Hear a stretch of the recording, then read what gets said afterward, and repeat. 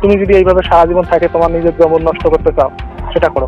তুমি খালি আমাকে একটা প্রশ্নের উত্তর দাও তো, তোমার এখন যেরকম যৌবন আছে, শরীরে যেরকম চাইতে আছে, তোমার হাজবেন্ড যদি 7 বছর পর আসে, 7 বছর পর তোমার শরীরের এইরকম যৌবন থাকবে, এরকম চাইতে থাকবে? তুমি তোমার নিজের ভালো মন্দ সবকিছু বোঝো।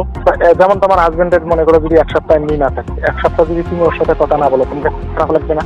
একটা খুব কষ্ট পাবা না তুমি? পাবা না? ওই 1 সপ্তাহ যদি আমার সাথে একটু ন্যূনতম তুমি ভালো মন্দ ভালো কথা বলো, কিছুটা হইলেও তোমার দুঃখ কষ্ট দূর হবে না? হবে না? কিন্তু তুমি আমার কথা কখনো রেকর্ড করবো না, কখনোই কারোর সাথে কথা শেয়ার করবো না, কথা বলা শেষ করে কল লিস্ট গুলো কেটে দিবা। কেটে দাও না?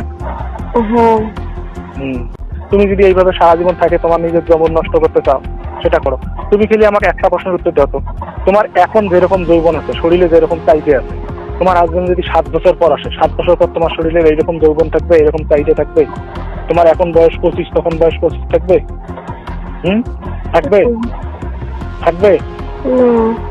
হ্যাঁ, তা সেটা তুমি যদি তোমার মাঝে মাঝে মানে 1 মাস 2 মাস বা সপ্তাহে বা 15 দিনে কখনো যদি মনে করো তোমার ন্যূনতম এনজয় করার ইচ্ছা থাকে, মনে করো গোপনে যদি আমার সাথে তোমার মোটিভিটি চেঞ্জ হয়, তুমি যদি এনজয় করো, সেটা কি তোমার জন্য ভালো হবে না খারাপ হবে? যদি তোমার মন মানসিকতা চেঞ্জ হয় তখন তোমার সেটা ভালো হবে না খারাপ হবে?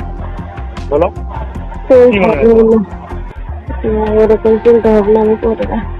আচ্ছা ঠিক আছে, আমার তোমার প্রতি আমার 3টে পরামর্শ। একটা আছে, যেভাবে কষ্ট হোক যেটা হোক খাওয়া দাওয়াটা ভালো করে করো, রূপচর্চাটা ঠিক মতো করো, আর নিজেরে নিয়ে ভাবো, বুঝছো? নিজের ভালো নিজেকেই বুঝতে হয়।